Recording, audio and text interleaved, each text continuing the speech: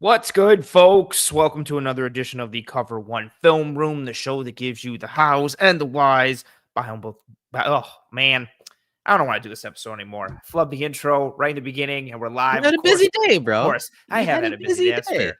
The show that gives you the hows and the whys behind both the good and the bad of the Buffalo Bills. I am one of your two hosts, Anthony Prohaska, joined as always by Eric Turner. And Eric, Bills camp started today. We have real football to talk about. Yeah, excitement. We are another day closer towards real football in whatever form, whether it's the scrimmage next week, whether it's preseason, whether it's the regular season. We're another day closer to having more film for us to go through and not have to scour for different things in the drills of the offseason. But here we are in the film room talking about day one of Bills training camp. But before we get to that, how you doing? How you feeling? How's it going? I mean, how you can imagine how I'm feeling. I mean, probably not as good as you because you actually got to go watch practice today. But no, I'm happy, man. I'm happy that the season is finally here. No more speculation and trying to create topics, and narratives and explain things. Everything's in front of us now.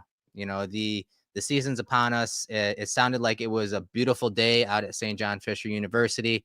Ryan adds 11 blueberries. That's his guess for how many blueberries are in the blueberry muffin, right? Yeah, Joe Marino asked me that last night, and I did not have an answer. I thought he was referencing the movie Casino. He hadn't seen Casino. We went down a rabbit hole, got distracted as we were ones to do. But I think that's part of the excitement around this time of year. Joe and I were talking about it last night.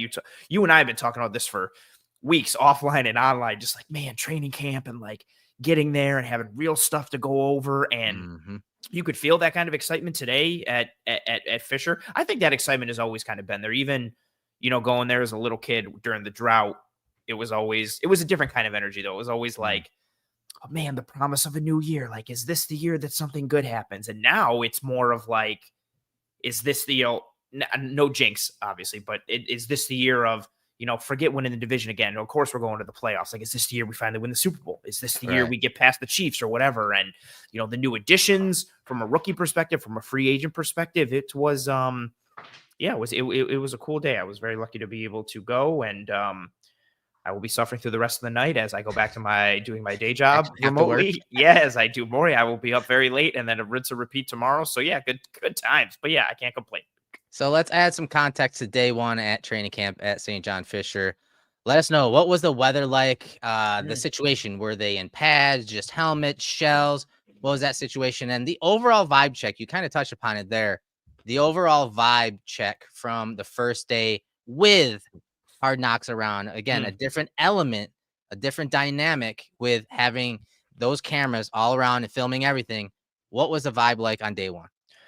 I'll kind of work backwards from what you listed out there. Seeing the Hard Knocks stuff, I had forgotten about it until I got there, and there are signs up everywhere. Kind of like the deal of like, we're filming for something, so your presence here means that you consent to like being on camera if we show you in a background shot or whatever. And that was kind of around like, oh yeah, like Hard Knocks. And then there's just throughout practice, I felt so bad, like people just walking around with bags of like heavy camera equipment and like different lenses and different stuff, and people holding the cord and guys lugging around the big camera. There was a lot. That was actually kind of cool to see.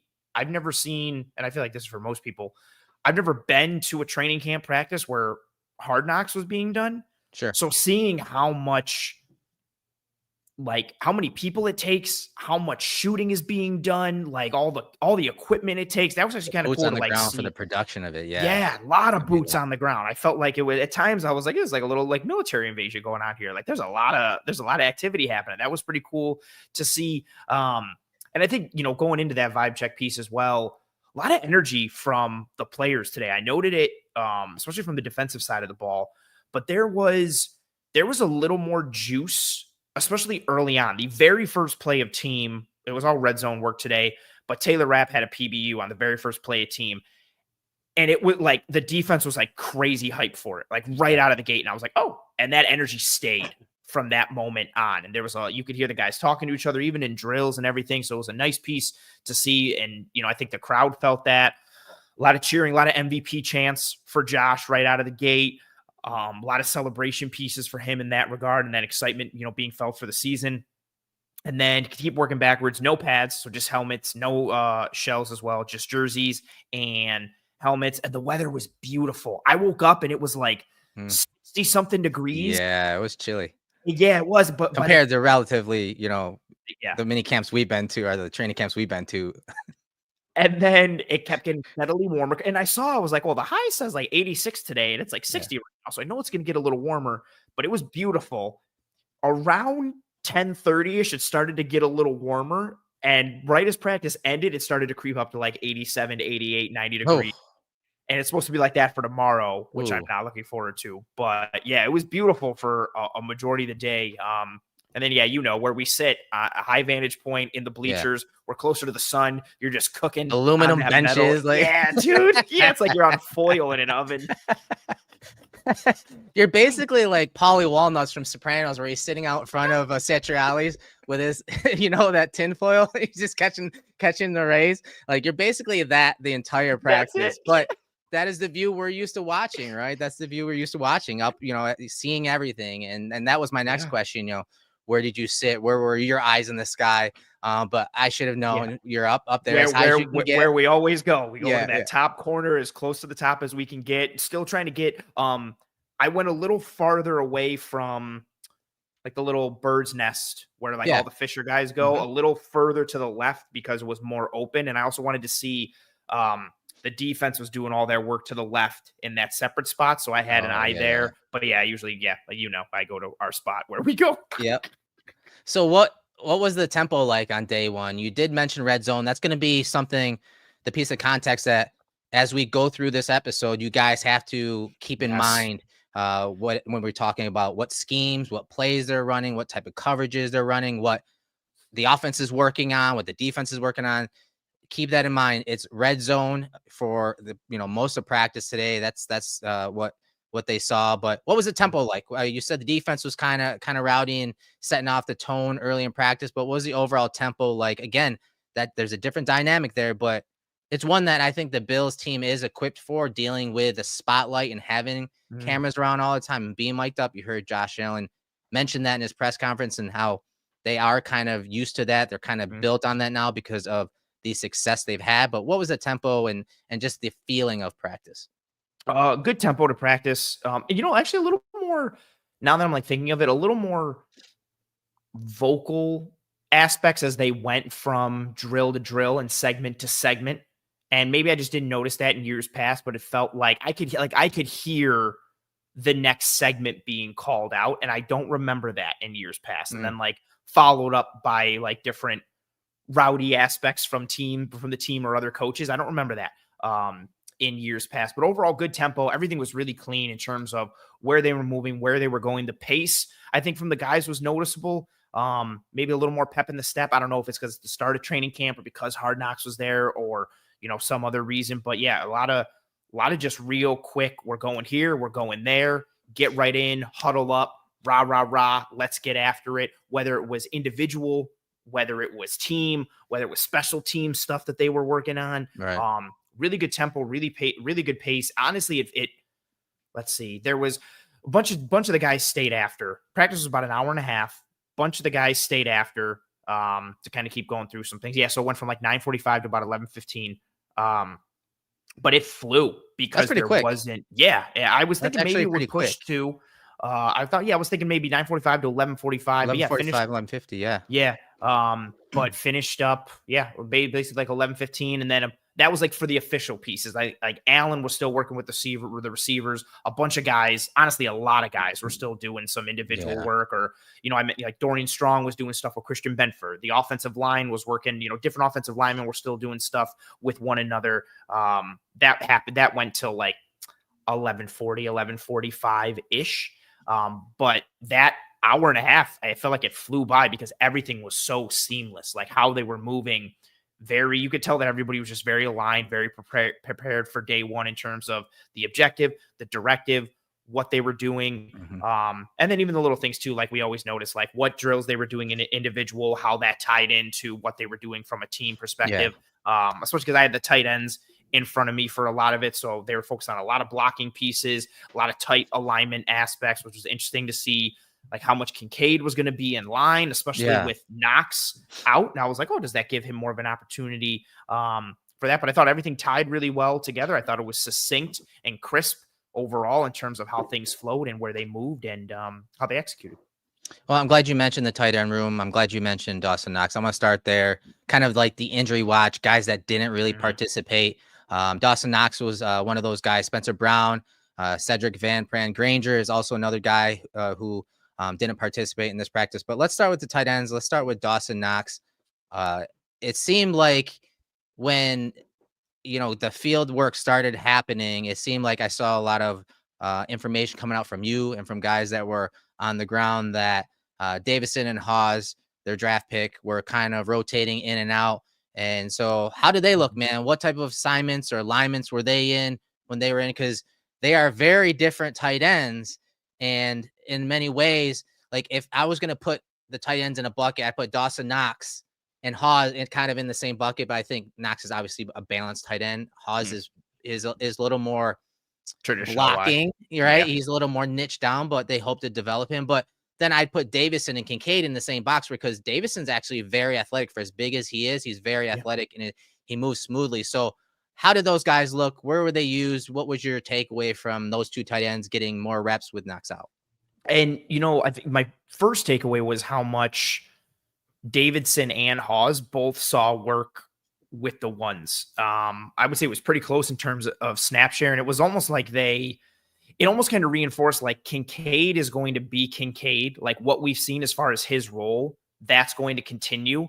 So then if Knox is out, they're much more comfortable. Again, day one, grain of salt. But they, as of day one, they seem much more inclined to put, Davidson as the inline and Kincaid is hipped off of him. And then even more so with Hawes because, who Hawes is. But I think you nailed it kind of leaning into the buckets. They'd go 12 personnel, but then they'd go full spread and go 3x2 and Davidson's in one slot. Kincaid is in the other. Hawes was more traditional Y stuff. Like he is in and around and attached to attached to the line as much as possible. Not really splitting him out too much, but he, and I saw it on the tape at Georgia Tech. He's not some athletic marvel, and the stuff from the backfield alignments was kind of cool when he's like he's kind of like that sniffer tight end, and then he kind of leads on those counter trays to the weak side and leads. Like that type of stuff is kind of cool, and I was hoping that they would lean into that and some of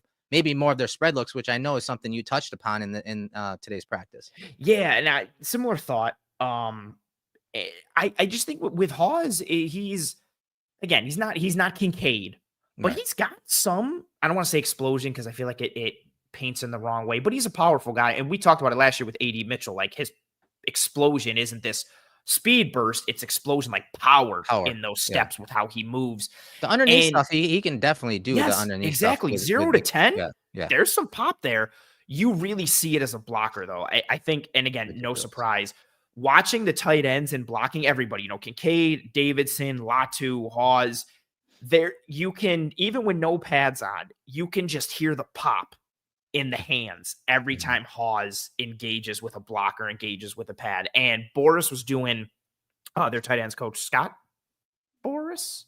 Rob Boris. Thank you. Scott Boris is an agent. I do that all the time.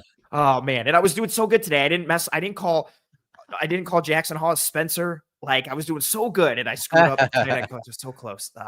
Shouldn't have gone for it. Should have just stuck with the last name. He was working a lot with Hawes. And there were times where Hawes was like frustrated himself. It was more, even especially on like some of their combo blocks and their double teams, Boris didn't think, again, from my vantage point, Boris thought that, Hawes was kind of just, I don't want to say going through the motions because it sounds bad, but on some of the double teams, like he could have done more of a gallop step and pushed his man down, given him a really good punch, and then moved down to the next level. Yes. Instead of kind of just, you could tell the one where he got to him and he was talking to him and very demonstrative. And he was like that. And then the next thing he did was like show him how he really wanted to get into him. And Hawes was kind of pissed at himself for it. But yeah, it was interesting to see how that Knox being out is disappointing because it feels like we never get Kincaid and Knox healthy together these past couple of years. Right.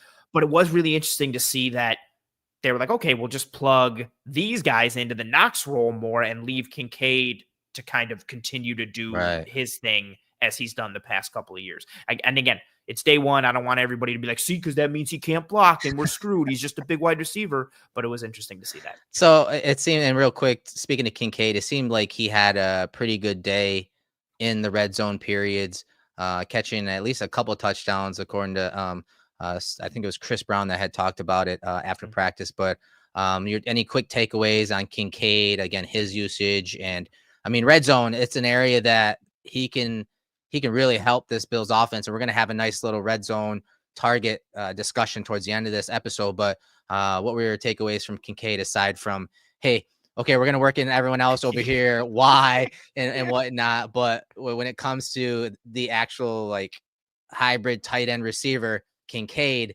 we're going to keep his role, exclusively for him.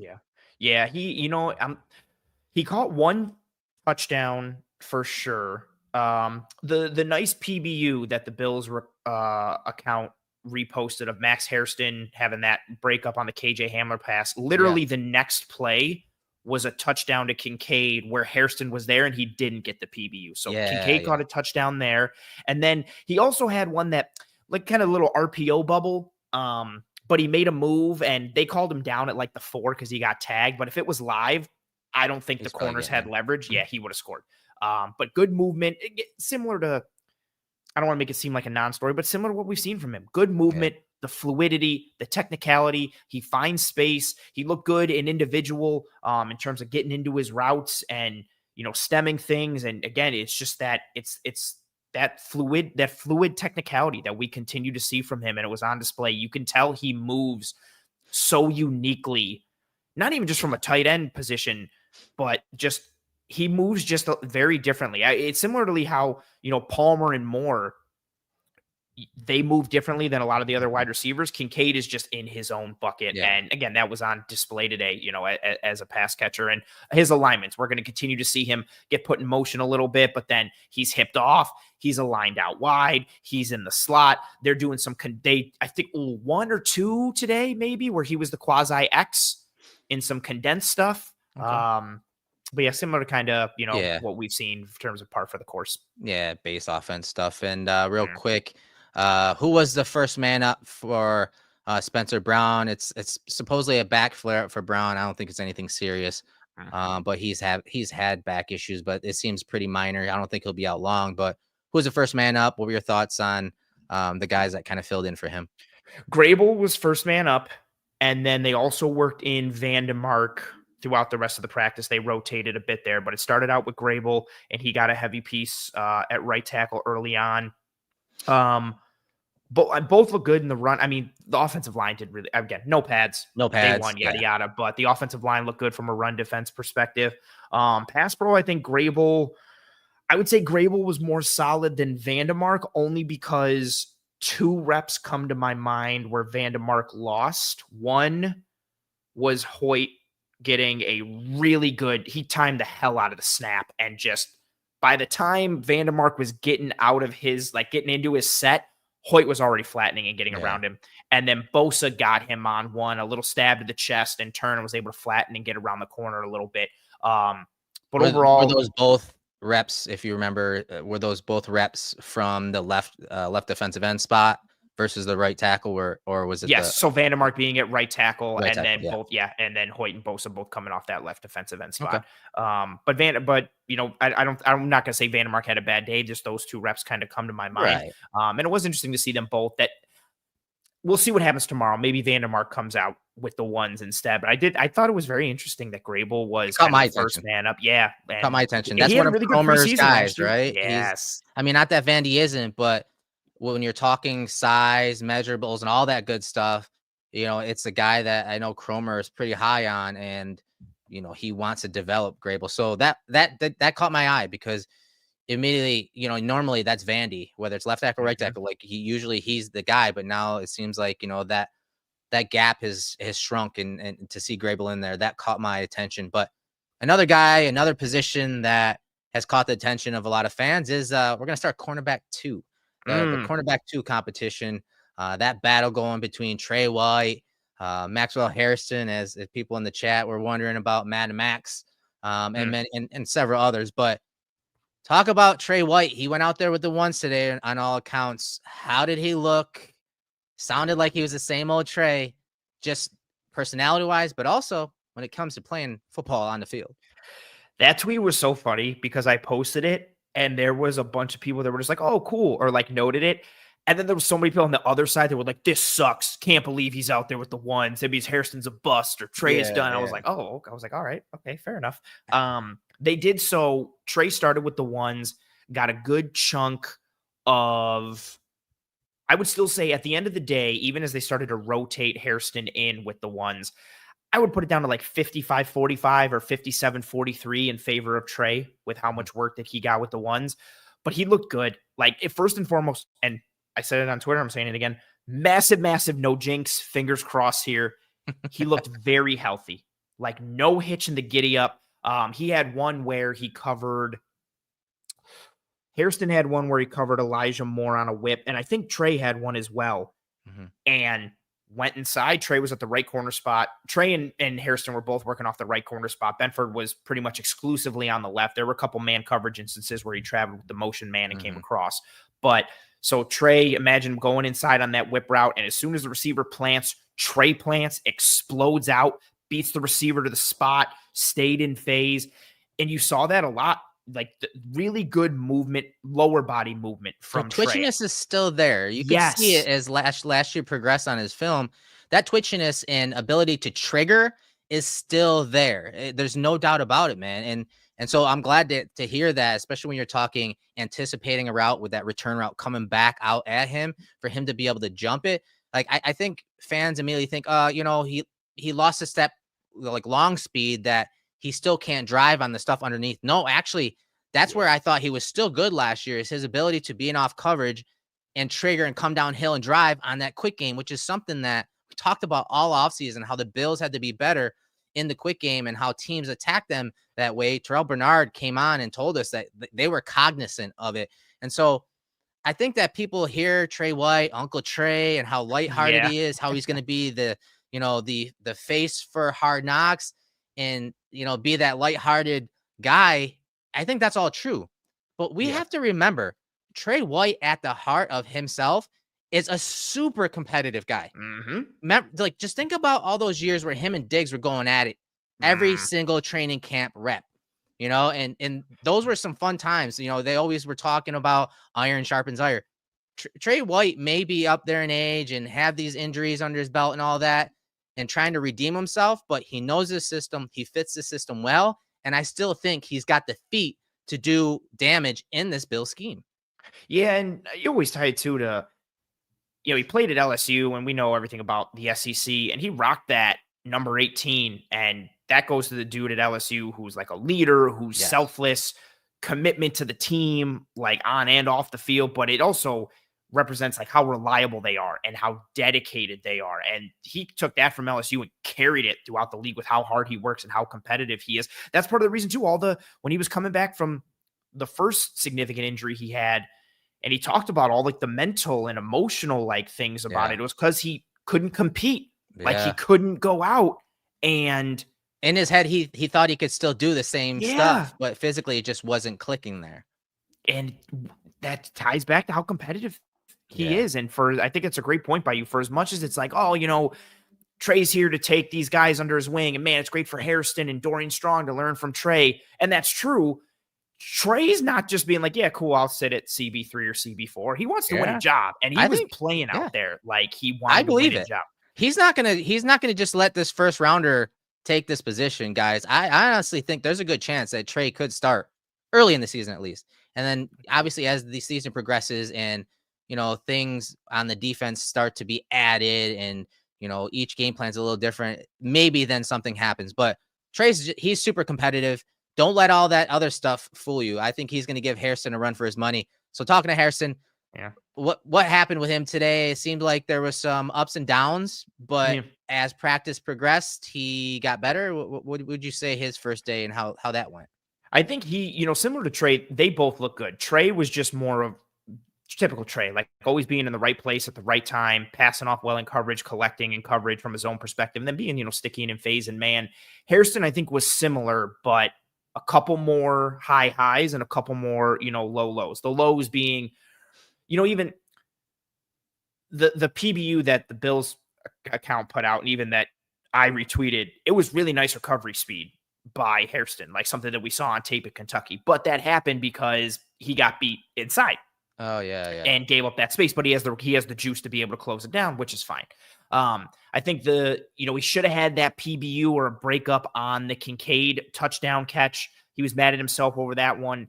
So little things like that, but overall, just a lot of juice to his game. I thought he did a good job staying in phase. He did a good job in zone as well. He and Trey really, it was a good performance, I think, for both. Honestly, if we're calling Trey a top 3 corner on this team, I think we are.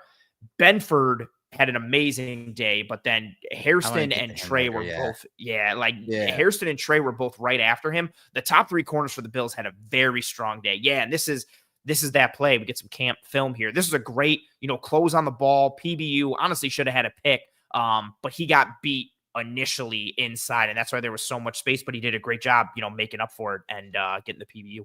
That's his name of the game, his physicality, his makeup, I should say, his ability, his speed, his recovery speed, as you see it on that play.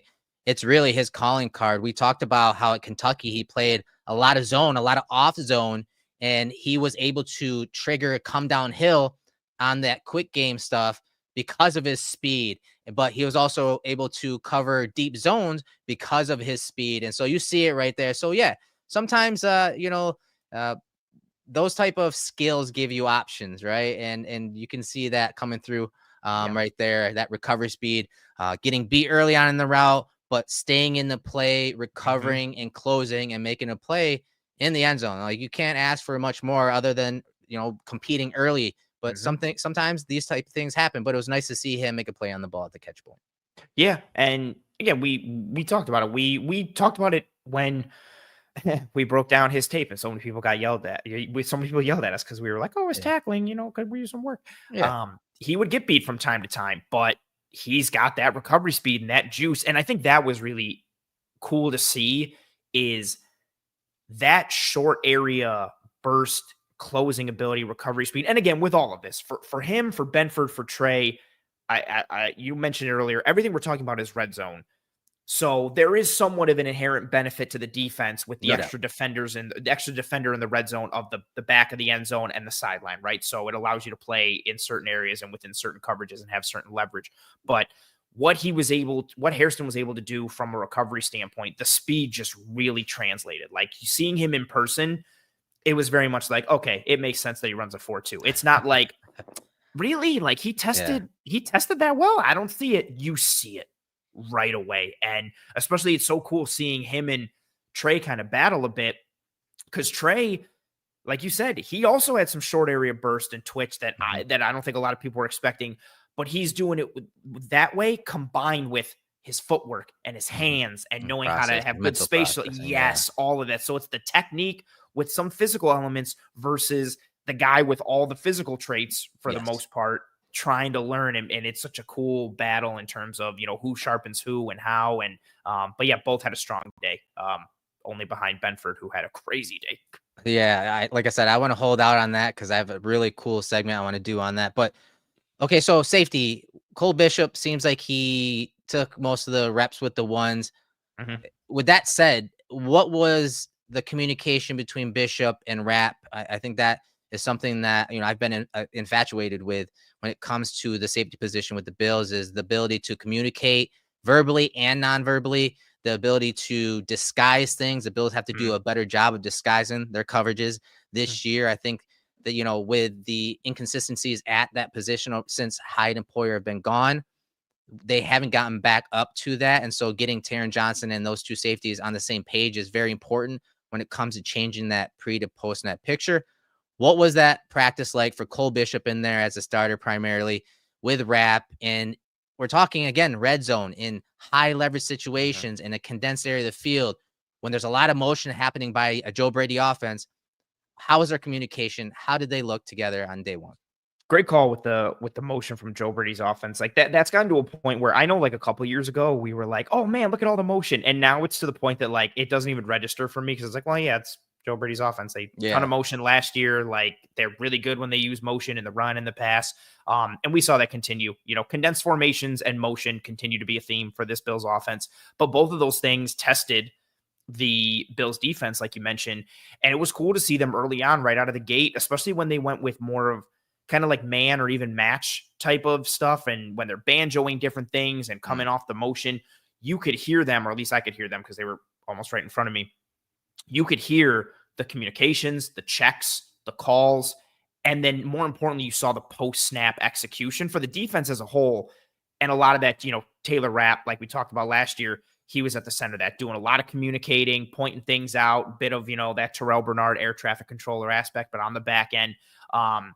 Cole Bishop, I think, was more responsive, and something would get told to him and he'd acknowledge it and relay, and they worked well. There weren't really, again, early on in camp, and we're in the red zone, not really a lot of blown coverages, maybe honestly 1 or 2 tops where some guy was open and they talked about it after. But Bishop was pretty sound today. A couple man reps where he's covering the slot, whether it was wide receiver or a tight end. We're getting some cover zero type of looks. And then Cole Bishop is covering a guy in the slot. Rapp is also covering someone else. And then show that later, but we're going to drop into zone. So I think, they actually played well off of one another, again, in the red zone and that type of element. But Rapp doing his job. We know what he is at this point. Veteran presence, knows this defense, continues to be a key cog from a alignment and a get ready perspective. And then Bishop kind of taking it all in stride. And, to your first point on this, I am fairly confident.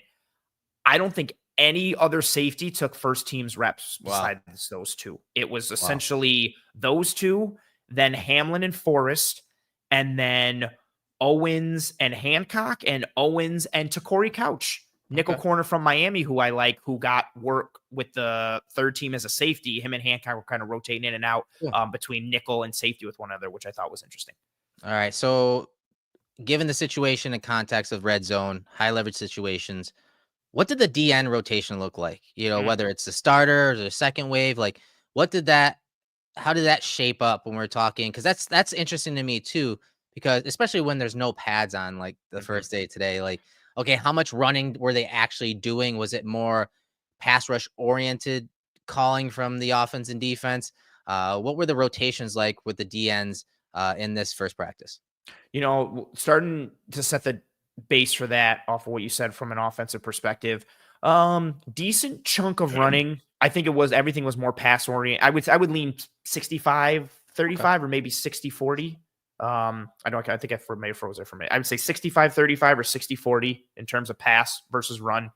A lot of duo with them running, and a duo was probably about 80% of what they did today. But they had success on it. That makes sense. To move. That's bread and butter for them. I would say at the end of the day, just go back to duo. Especially because, hey, let's put it in perspective. Okay, when the Bills get into the low red zone, which a lot of today was that low red zone, 10 yards and in to the goal line, they want to shrink the field. They want to go condense. They want to bring everyone in. Why? Because defenses normally want to play more man coverage. So they want to condense and bring everyone in. Why? Because then they can run duo and get James Cook to the perimeter, and get to the running backs to the perimeter. So that makes sense. That checks out.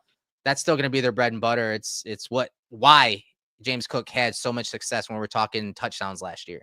And he looked good on it. Space was created. There was displacement, and Cook was able to eat. Davis had a couple good runs, one particularly on duo that got a good chunk of yards as well.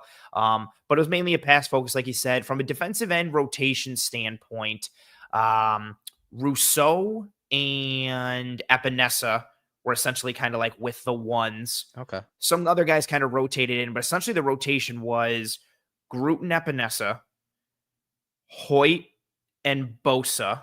Awesome. That's a cool second wave. I like that. Yeah. And and not to be like, I mean, I'm big into like aesthetics and stuff like that, but like when Hoyt and Bosa are both the edges, they're just like, Groot is big, but he's more like long. Bosa and Hoyt just look like two juggernauts who are ready to just like wreck shop off the edge. So yeah, that was the second wave. Then Solomon and who was getting a good chunk of work? I had to look up his number today. Hayden Harris, number 52, would get work. Would get work in with Solomon. He got some second team reps. The first time they went team, it went right from Rousseau and Epinesa to Solomon and Hayden Harris. And then the next time they did that, then they started to work in Bosa and Hoyt with the 2s, and then Bosa and Hoyt with the 1s, and kind of work in and move forward from there. I didn't see a lot of Landon Jackson today, and it kind of hit me once the practice ended, like that. And I don't know if that's related to injury or whatever, but he actually like practice though, right? Like he was doing some individual stuff over with the defense and then when they came over to do actual like team practice, I didn't really see him do anything, to the point that, no disrespect, I forgot like all about him until someone was like, how did Landon Jackson look? And I was like, oh, I don't think I saw him do I remember anything. hearing that he was actually cleared to practice, but they managed it. They're still managing it from in a certain sense. But all right, so switching gears from the defense, let's talk about the wide receiver rotation. What did that look like? Where were those guys used? Where were those guys targeted? What was your overall feeling of this wide receiver group? And really the only group that was kind of made over a little bit. Like, what was the vibe from them in today's practice? So first, if we're just talking from a pure kind of like the top wide receivers in the rotation, and this isn't in any particular order, but if I had to name like a top 3 wide receivers on the depth chart right now, it's Palmer, Shakir, and Keon Coleman. Samuel is kind of 4th. Elijah Moore is 5th. But even when they separated into defense, kind of went to do its own thing. And so you had first team offense and second team offense doing their thing. Palmer, Shakir, Keon, and Samuel stayed with the 1s. And then Elijah Moore went over with the 2. So that's kind of like where they cut it. I don't know how purposeful that was or not, but a lot of work for Palmer and Keon and Shakir overall in terms of like traditional wide receiver stuff. Each of them getting worked in some, some stacks, some bunches, tight bunch, or just like overall like kind of trips looks. Palmer getting looks as the X, Keon Coleman getting some looks as the X, but also Palmer, Coleman, and Shakir, each one of them saw snaps kind of closer or tight to the formation, somewhat a la the Mac Hollins role from last year, but also just kind of, one that I'm thinking of in particular, it essentially came out of like a 2x2, but Keon Coleman was the X. Palmer was in the slot, but almost hipped off of the left tackle. Mm-hmm. Then he goes in motion across the formation. They continue that and kind of put him out into the flat to create some horizontal leverage, and then run a stick concept based off of that with the 2 inside receivers.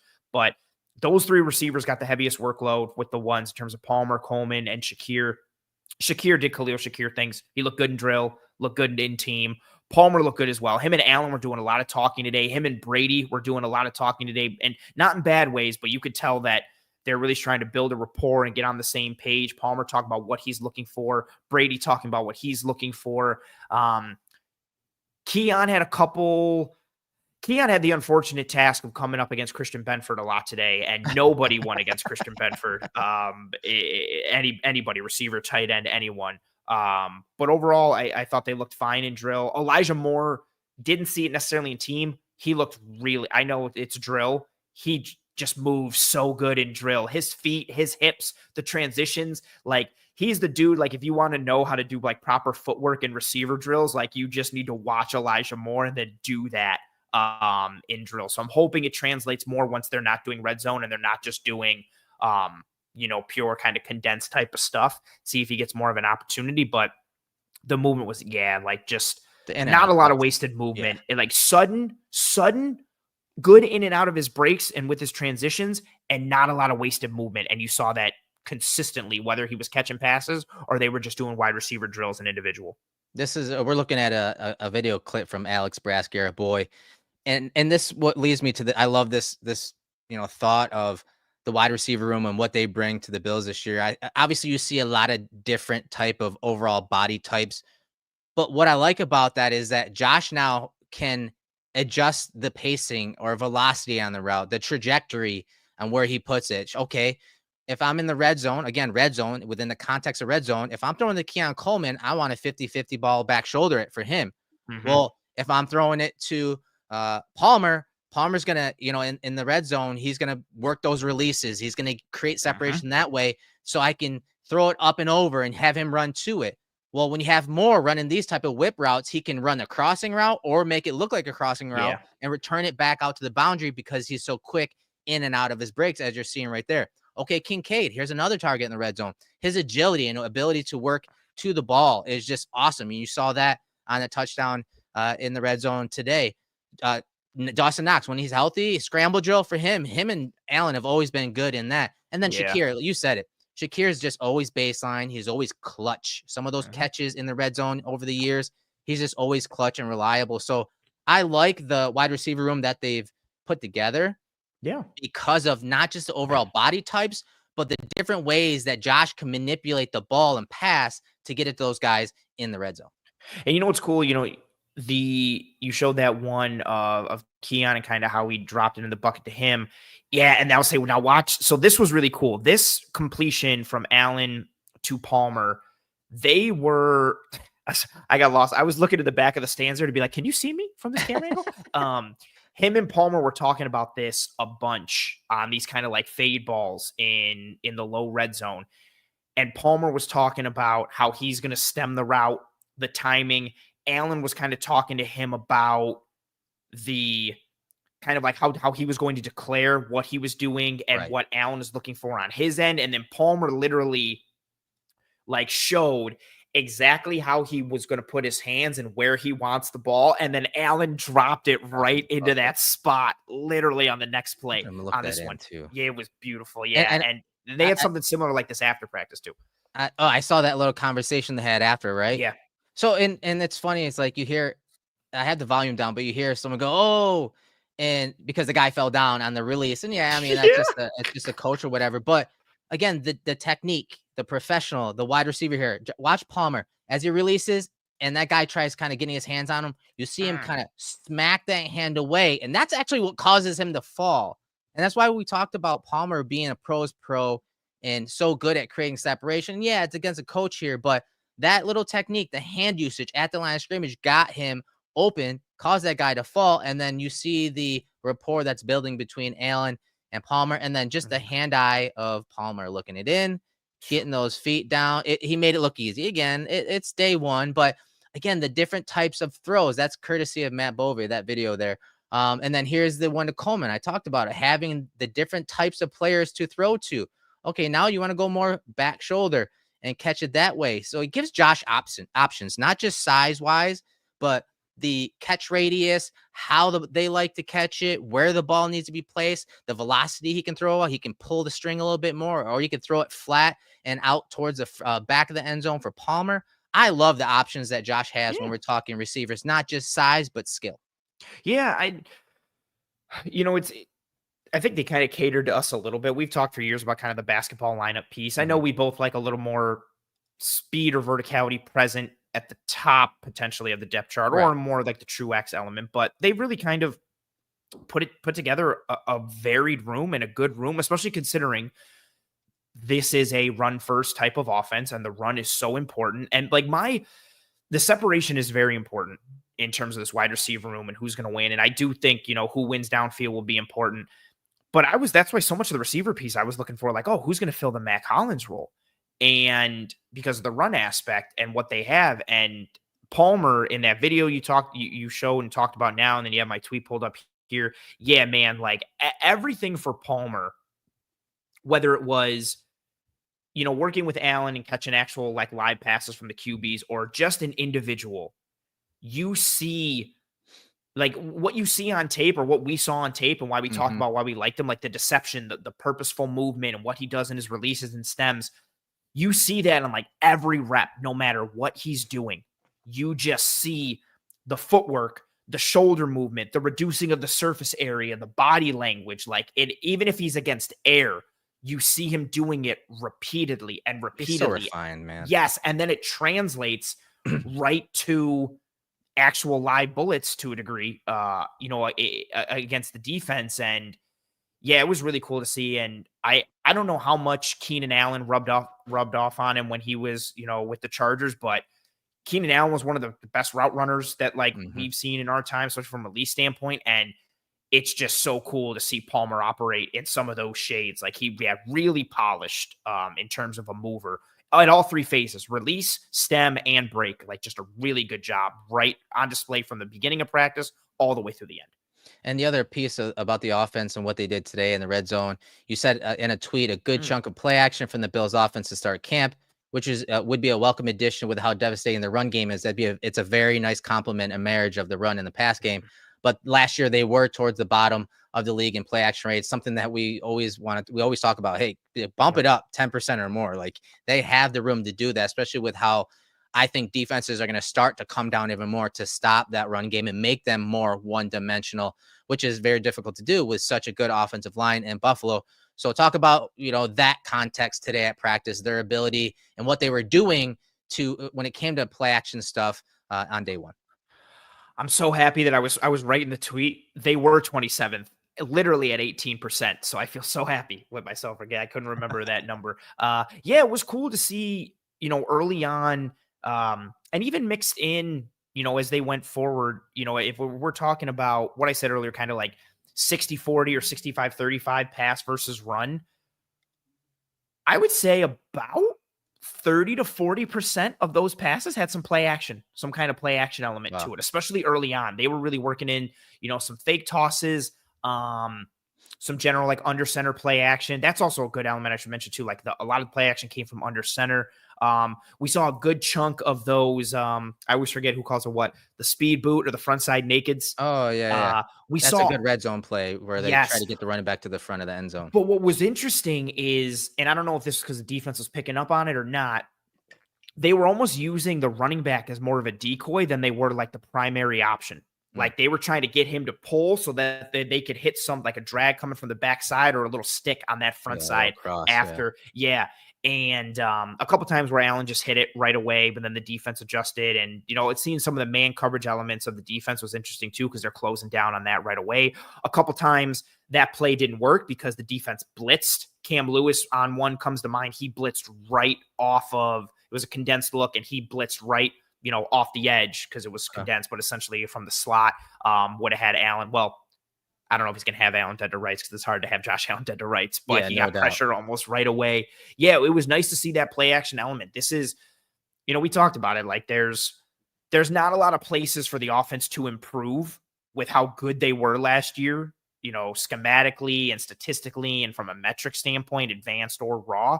But play action is like a low hanging fruit. And again, there's not a lot of places they went wrong, but it's criminal that they were that low with how good their running game is. And it just seems like such an easy access way to improve and maybe create some chunk plays or some explosives.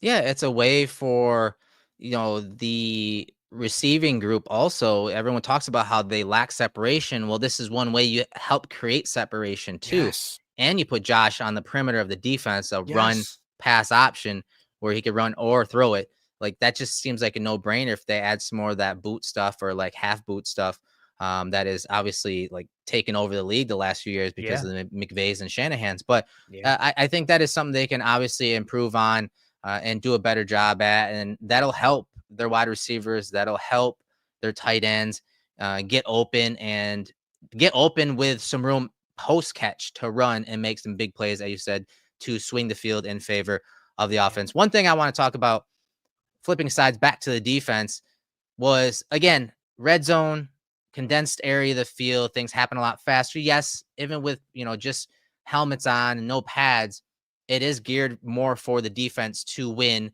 And it sounds like that was typically the case on day one. Yeah. But afterwards, Terrel Bernard, who is my guy, like anytime he appears on something, I'm glued in because the guy gives you so many good nuggets. He tells it how it is, and he does it. He's so good at verbally getting it out there and it honestly teaching. He taught us like in the film room this past summer. But he appeared on One Bills Live after, and there's two clips that I pulled for this show. I want you guys to listen. Thanks to Chris Brown and Steve Tasker. They asked some great questions to Terrel Bernard. Listen in to the style of defense that McDermott told the team he wants this year.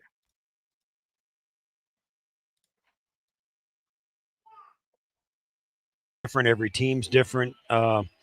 and he seems to be one of those guys that keeps it kind of fresh. For sure. You know, what's his message? Yeah, I think, you know, we had a meeting last night and then another meeting this morning, and, you know, he wants us to be just a nasty, physical, aggressive defense. And then overall as a team, you know, he wants us to do things the right way, do things how we're supposed to do it, and follow our process. We know what we have to do. We know the work that it takes, the amount of effort and energy and the load that it is. And as long as we're doing that every single day, we can live with the result. Right. We're focused on every single day coming in, doing our job, focused on the process and what we need to do to get better. And, you know, the result will take care of itself. Nasty, more havoc and more physical, turnovers. and aggressive. Okay, in years past, it always like, hey, sound defense, focused, fast, physical, sure. But aggressive, you didn't really hear that type of descriptor in prior years. And so it's got me thinking, obviously, in line with what we've wanted from the defense. This, you know, we talked about it all offseason, but the way I'm thinking about it now is like, what a great compliment that style would be, you know, to see and pair with the Bills offense. And if you're playing, you know, physical and aggressive with all the talent, think about the talent they had in the draft, how they made a concerted effort to get bigger guys like Deion Walker, Landon Jackson, the bigger guys. They've always had longer type players, bigger relative to the league type players, but these are big, strong, and athletic guys that have length and have motors. They're they're attack oriented guys. So bigger guys, but attack oriented.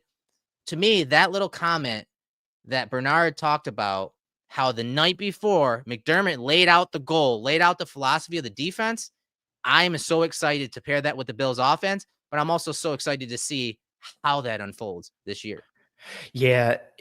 Today was I think potentially a small breadcrumb towards what you and I have been clamoring for a little bit. We got some more man coverage. We got some, you know, whether it was true man or like match stuff, they had a really nice, and it makes me think of like, normally they kind of check out of it and go more to zone, but it was 2x2. They motion, I forget who they, it was Palmer. I think they motioned him across the formation. No, it was Shavers. But Shavers was getting some work with the ones. They motioned Shavers across the formation, and it turns into a tight trips bunch. And so it ends up being Terran at the nickel, Hairston at outside corner, and then Benford traveled across with Shavers. And as Benford's coming across, he's barking stuff out. Terran changes what he does. He communicates to Hairston. Hairston relays something to Rap. And then on the snap, bang, they switch everything off. They lock everything down, and it's beautiful. And we saw good man reps. We saw good match stuff from them. We saw a decent chunk of blitzing as well. And, you know, whether it was, you know, run blitzes or just that ended up, you know, turning into blitzes in general because it ended up being play action or pass. I do think there was a bit of a more, if we're defining aggression by more man coverage and more blitzing, we saw more of that early on today. We'll see if that continues to live when you're not just playing red zone and don't have that to you. But yeah, that play breakdown, it falls right in line with this next clip that Terrell talked about. It's 100% what he said they focused on today. You know, when you're in the red zone, you're going to be playing more man coverage. You don't want guys just running around foolishly. No. Well, the offense knows that. So they try to throw eye candy and motion and shifts and different personnel groupings to confuse the defense.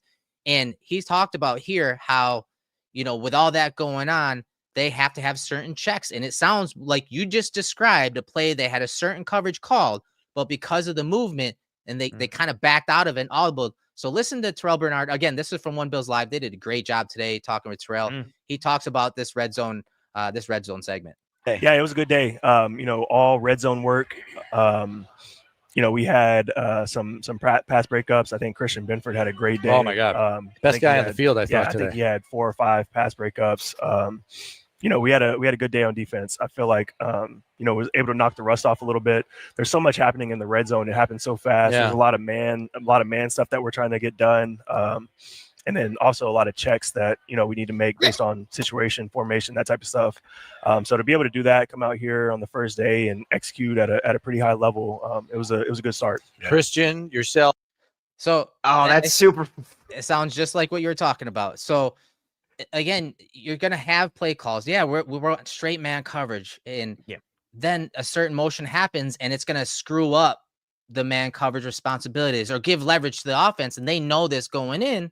So they got to have a check for it. And it sounds like that is something that they were working on. That was something that's something we've always loved about Terrel Bernard. He is the guy when it comes to setting things, the air traffic controller, as you're showing us right now. He is the guy that is in charge of all of that and recognizing that on the fly. And you can't be slow in the red zone. It happens so fast. And a lot of times those motions are motions at the snap. Yes. So the number 1 wide receiver to the top of the screen all of a sudden becomes the number 3 to the bottom, and it happens at the snap, and you have to process quickly.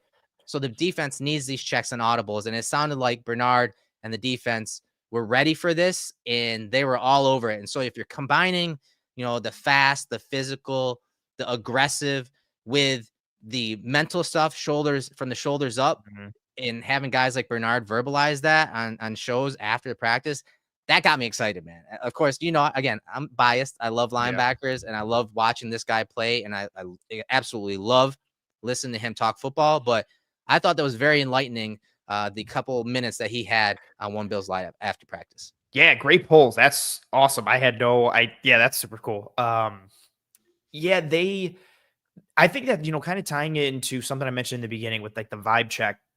I think part of the reason why the defense was so amped up was because they were checking and adjusting and they were doing it correctly. Like their post-snap execution. I think it was camp last year, maybe the year before. One of the days we were there early together, and there was just a lot of blown coverages. I think it was last year when we were there on that first Sunday together, day 3 or day 4, whatever. There was a lot of blown coverages, and we were like, well, Babbage and things are getting new. They're maybe testing some things out and seeing from there.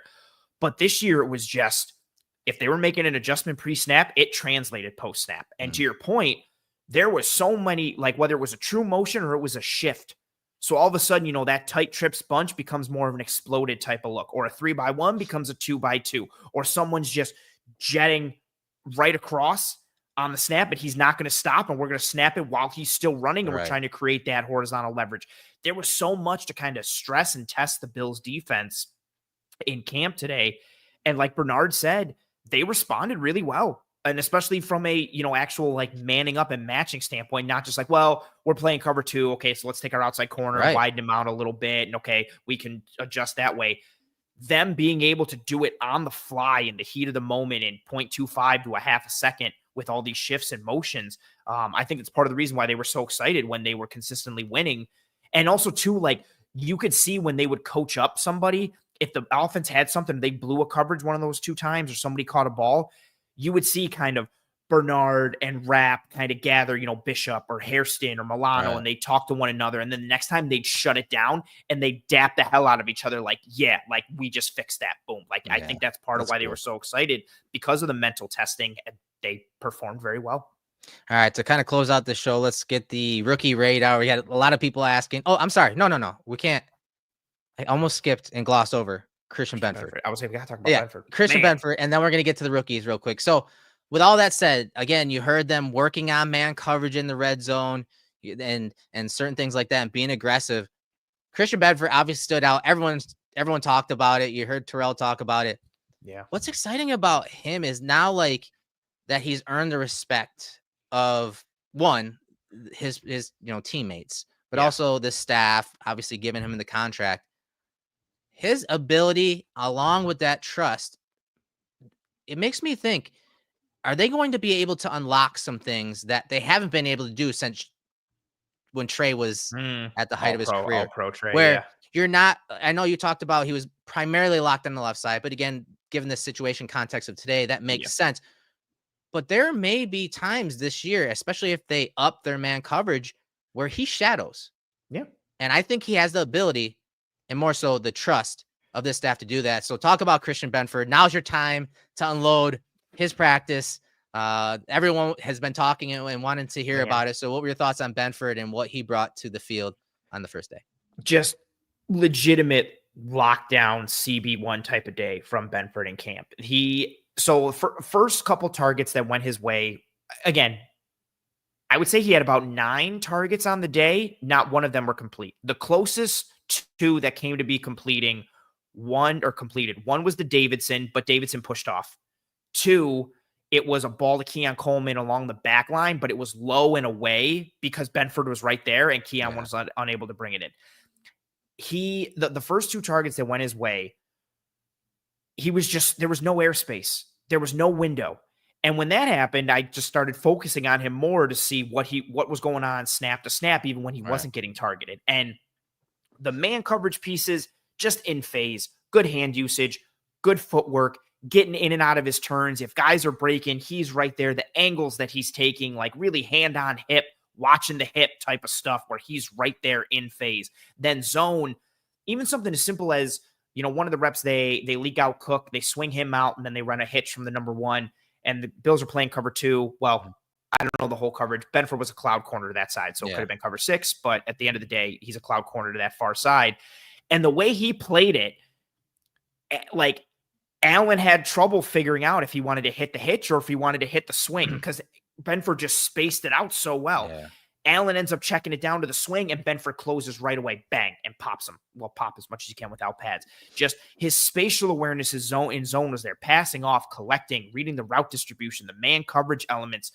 He traveled across the field on that one-man coverage piece. They communicated like I talked about. He locks his man down. He had one on Shakir where Shakir was actually the one outside, and Shakir runs almost kind of like a fake dig, like almost like a deep whip where he sells like he's running to dig in the middle of the end zone, pops it back out, and goes along the back line.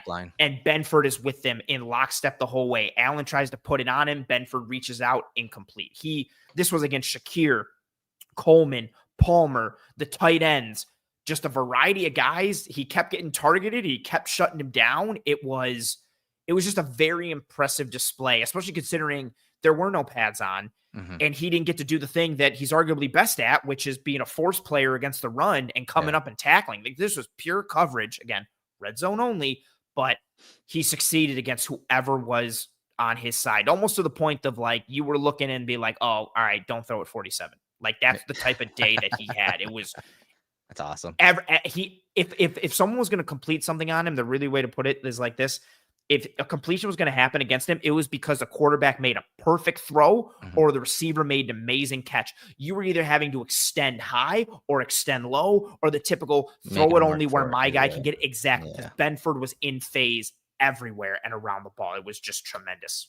That's good to hear. And like I said, that really opens up the possibilities for the Bills to do things on defense that they haven't really done almost ever. I'd say there were times when Trey was at the height of his career, they would shadow him and put him on the best receiver at times. Not week in and week out, but certain games, certain high leverage situations. Exactly. Trey was that shadow guy. And I think they can start to do that with Benford, especially if you're talking about, again, a little shift from, a little less zone, a little more man coverage in some of those high leverage situations. I think he can be an asset if they choose to use him that way. He's that good.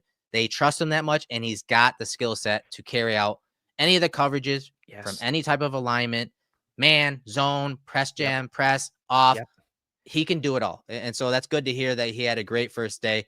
And so, it's real quick on it. I know it happened after we went last week. I know national rankings and how, players or the league looks at certain guys. I think it's so crazy that he didn't even get like a vote. Like I thought he would be an honorable mention or at least get he didn't even get a vote. That to me is crazy. I've had people in disguise coverage yelling at me because I say he's not a top 5 lock. He might be after the day he had today, but I'm like, no, I think he's around the top 10 for sure. Not getting a single vote on that list from anybody across the league is legit. I was legitimately surprised. I'm sure he saw that. Yeah, he should have. Sure he saw that. That's crazy. Let's just add that to the chip. Yeah. I hope they put that on the bulletin board. Yo, Benford, you saw this? Check this out. The league thinks you suck. Prior to the practice, though, McDermott was asked about the D-line and some of the guys, managing some of the guys that are not going to be there because of suspensions. And a quote stood out to me from him to kind of close out this. And we're talking about rookies, especially, and younger guys. He said, "We'll be challenged depth-wise early in the season. have to get our young guys ready to go. But we all know McDermott doesn't like playing young guys. But Never. so Definitely didn't play Christian Benford as a rookie. no, of course not. So guys like TJ Sanders, guys like Deion Walker, some of this draft class, what type of day did those guys have? Did any of those guys flash, catch your eye? Again, you're trying to take in a lot in this short amount of time, but did those two guys along the D line, anyone there really flash with, again, Michael Hoyt was out there, Ogunjobi was as well. So I understand that kind of takes some reps away from these younger guys, but did any of those guys flash and catch your eye?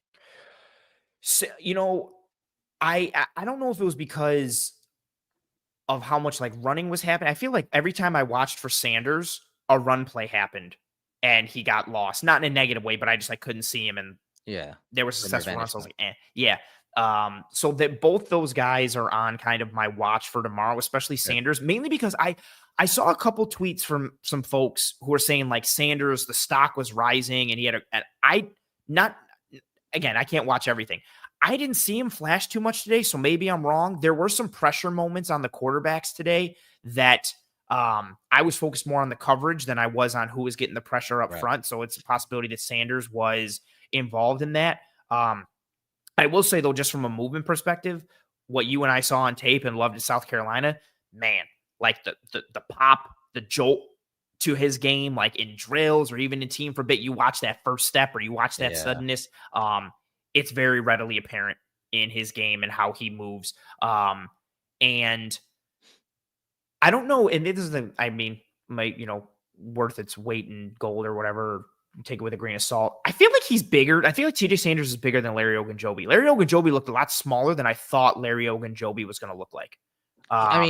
He did gain weight to play in Pittsburgh's. Yeah, so that's fair. Maybe I'm thinking of him still as front. Yeah, so I'm thinking of him more as if you go look at like the Browns footage from years ago, he was a lot lighter. So playing it base DN in a 3-4 type scheme, you're doing a lot of two gapping, and so he bulked up, and so I imagine he lost weight, and they probably wanted him to. That's what the Bills do. Yeah, say inside rush and attack. Yeah, 1,000%. So yeah, I saw Maddie Glab post that there were several pressures and sacks by the D line, and she mentioned TJ Sanders and Solomon had multiple.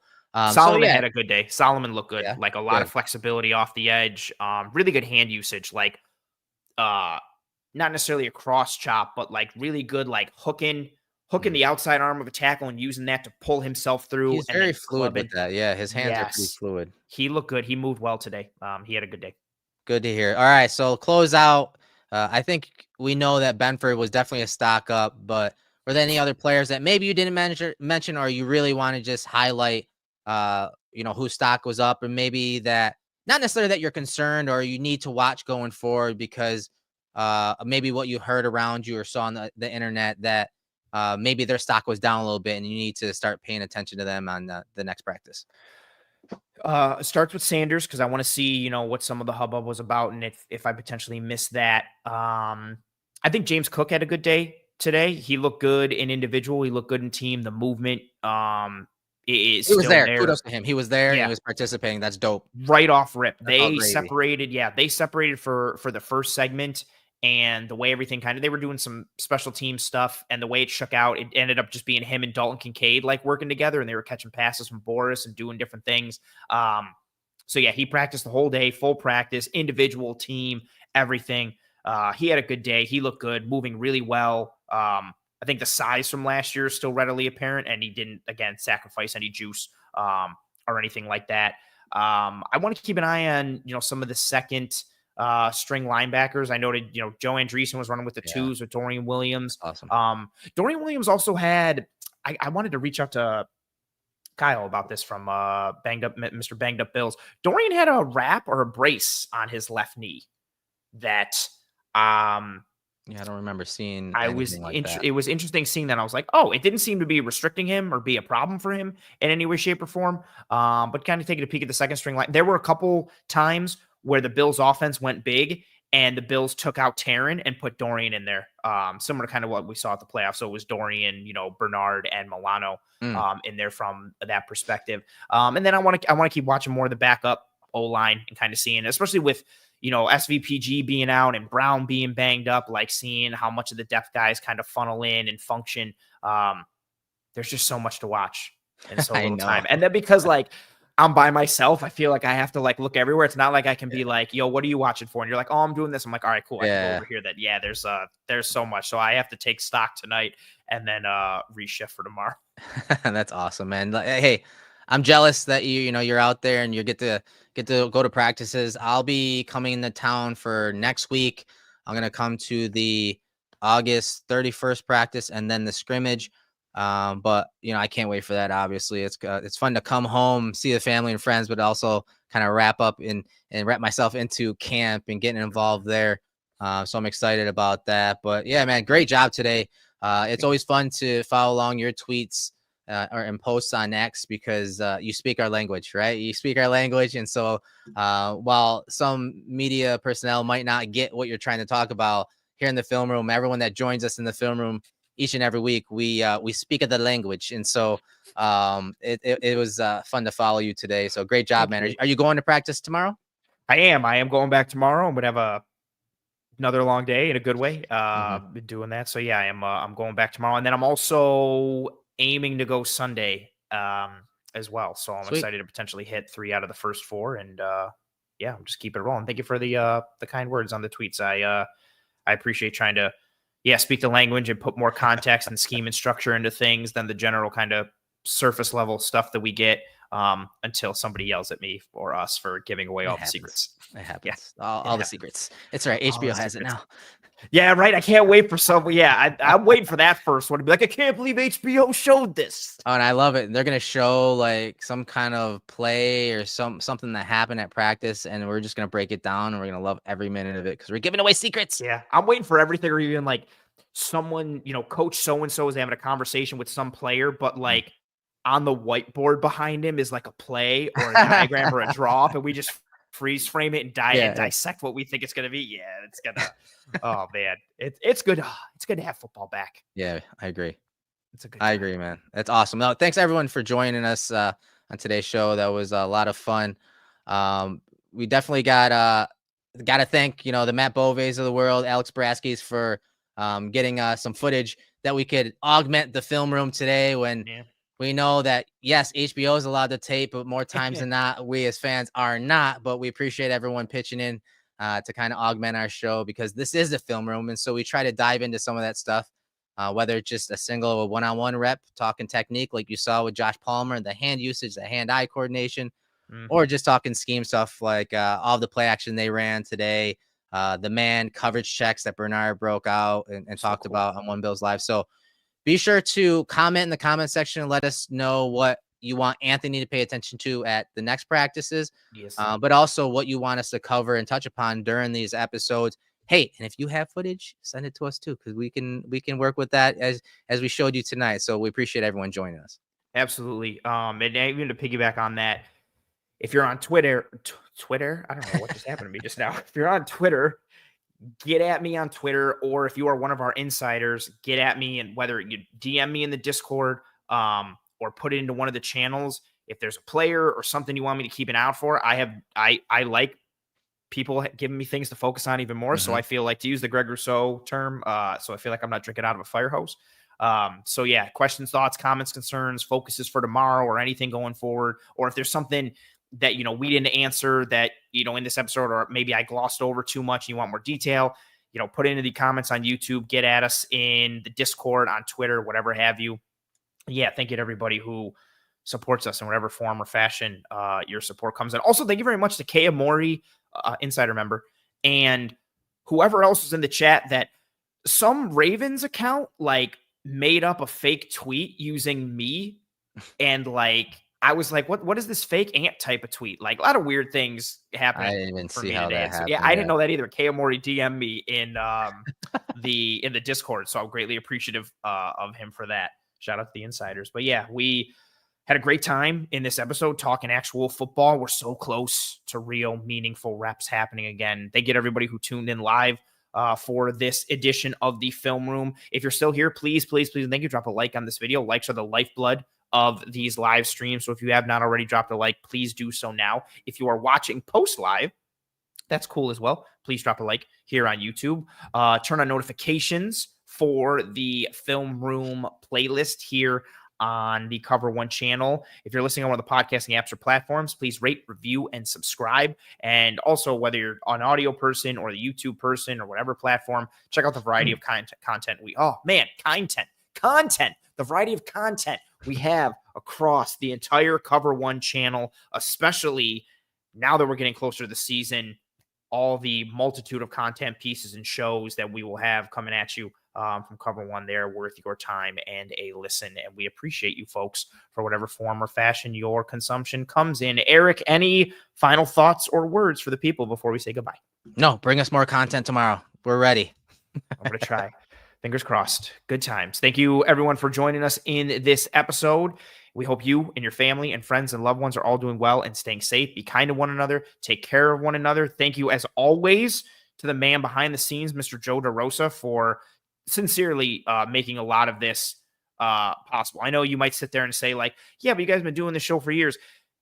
We have to do a lot more without having a producer like Joe behind the scenes, especially when we get to in season, especially considering we both have day jobs and that are doing this. Like, it takes a lot to put these episodes together. So major thank you again to Mr. Joe DeRosa for helping us get on board. Also, if you guys have not, we mentioned it last week, if you haven't already, check out Turf to Tape. Yeah. New show we have coming to the channel here. If you want to talk about that for a little bit with you and Mr. Sal Capaccio. Yeah, we launched our first episode over the weekend. We're gonna have another episode, I think Saturday, probably Saturday morning, Saturday afternoon.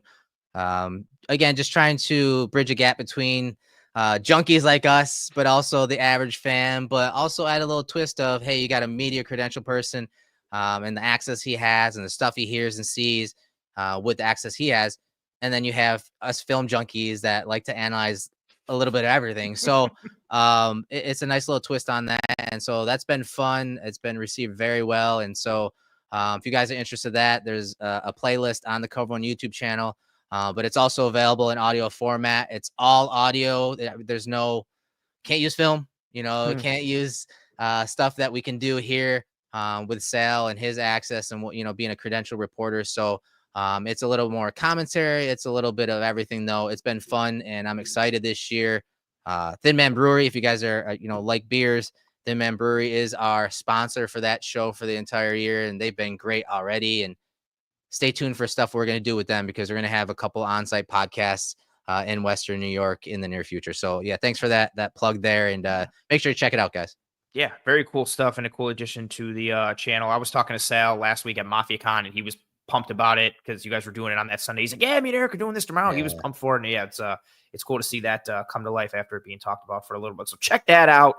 And anything and everything having to do with Cover One. It's Wednesday night, so Greg and Aaron are going live tonight at 9 o'clock. So yeah, get your dinner in, your post-work shower, or whatever your routine is. Enjoy the rest of your Wednesday. We appreciate you folks riding with us. And that'll do it for us here in this episode of the Cover One Film Room. For myself, Anthony Prohaska, for Mr. Erik Turner, we appreciate you folks. Again, be kind to one another. Take care of one another. We will see you when we see you. Godspeed. And as always, go Bills.